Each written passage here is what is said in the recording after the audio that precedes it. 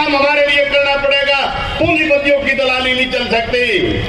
5 अप्रैल को जाएगा देश का मजदूर किसान, और ऐसा नहीं है कि पहली बार कर रहे हैं।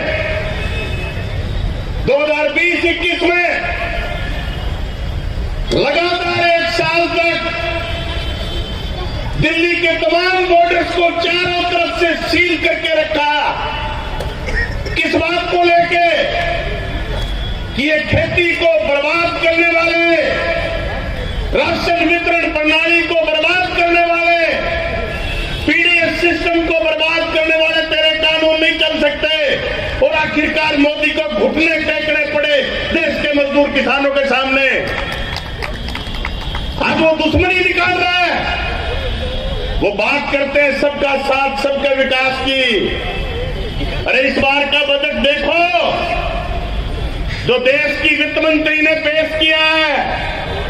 वो बात करती है कि मैं प्याज और लहसुन नहीं खाती हूं।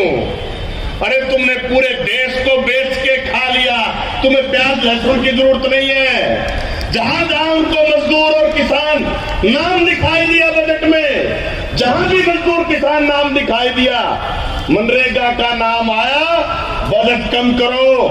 आईसीडीएस का नाम आया, बजट कम करो। राशन डिपो का नाम आया, बजट कम करो। खेती के ऊपर सब्सिडी का नाम आया, बजट कम करो। हाउसिंग पर पैसा खर्च करने की बात आई, बजट कम करो।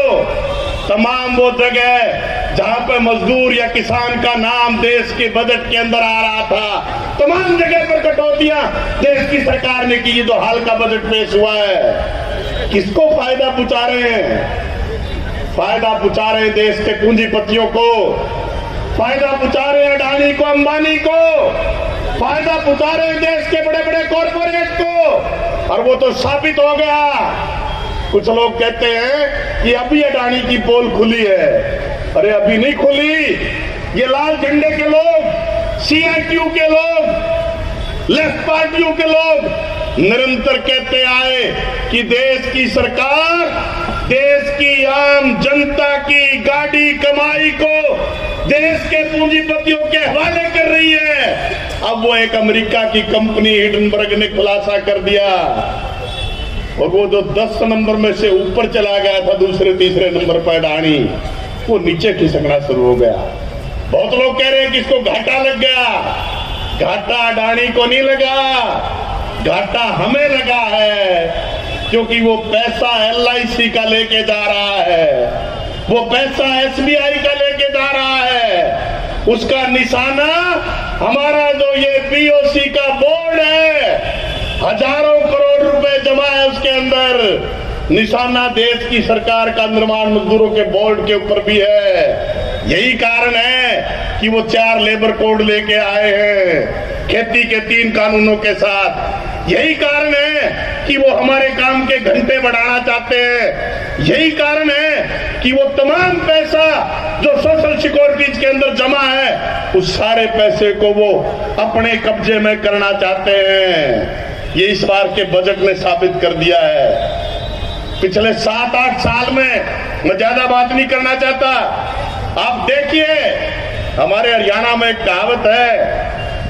जहां जहां पांव पड़े संतन के तहां तहां बंटा ढार। 14 में शुरू किया था इनने बजट।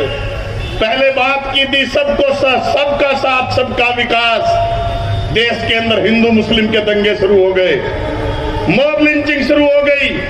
दूसरे बजट में बात की महिलाओं को प्राथमिकता देंगे, महिलाओं के ऊपर गैंग रेप की, किडनैपिंग की, हत्याओं की घटनाएं शुरू हो गई।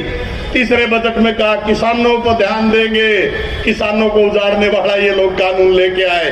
फिर बोले मजदूरों पर ध्यान देंगे, मजदूरों को बर्बाद करने वाला बजट के अंदर कानून, आपका संसद के अंदर कानून लेके आ गए।